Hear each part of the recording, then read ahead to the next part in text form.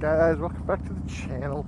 Today, let's talk significant others. We should mention that although the waters above appear calm, below the surface there is a frenzy of activity.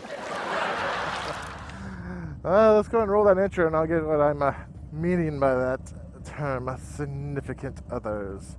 Now it pertains to motorcycles. Roll it!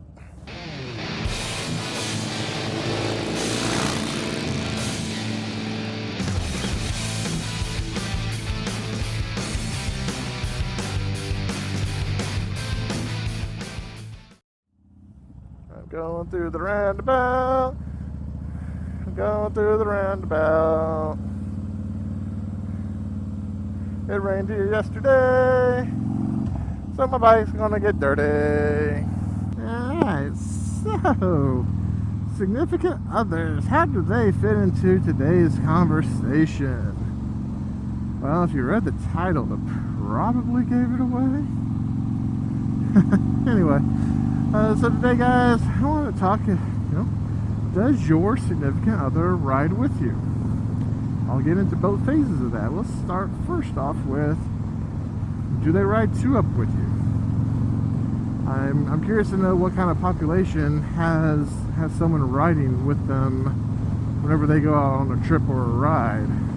I've heard stories that some people, their significant other wants nothing to do with a motorcycle. They don't want to ride their own. They don't want to ride with you. They just want nothing to do with it because they see all the bad stuff that's on the news and it freaks them out.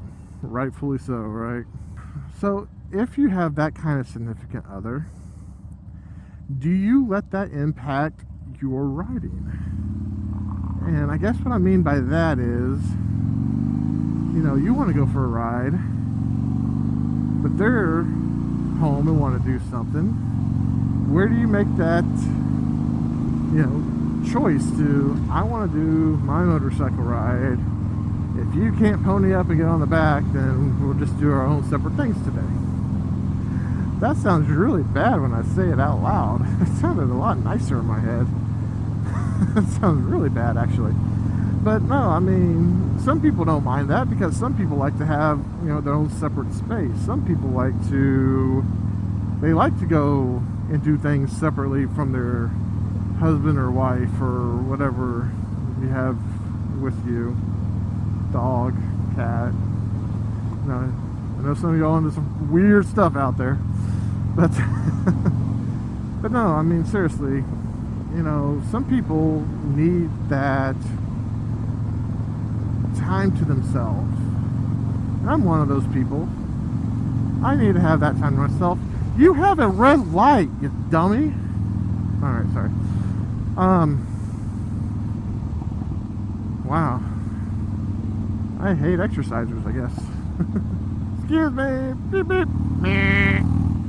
What people need, myself included, is that time to themselves.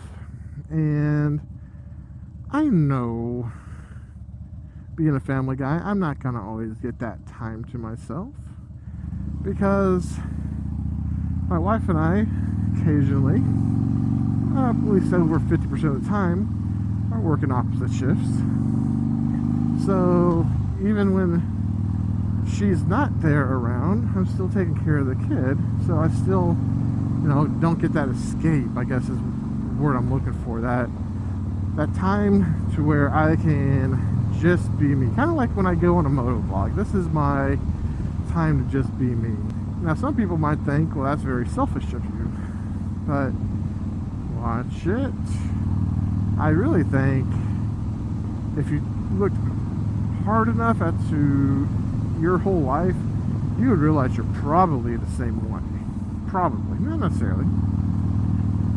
I like having time to myself. It's the only way I can kind of keep my mind straight at times. That's why, it's nice, if they don't want to ride with you, you got that opportunity to go and have a little bit of a free escape. And then at the same time, you know, they get a little bit of free escape. Now maybe they don't ride at the same time, especially if you have kids like I do. You know, she might have to stay home with the kids. But then when you get home, guys, all you gotta say is, okay, I'm home. If you need some time to yourself, have at it. And just make sure that the favor that she just gave you, you offer in return. Now, she might very well say, no, you're home. I just kind of want to spend time with everybody. And it feels like a guilt trip. But while it feels like a guilt trip, I don't think they always mean it to be a guilt trip. I think they just truly want to spend time with us as a family. And I want to spend my family time, don't get me wrong. I love my family time.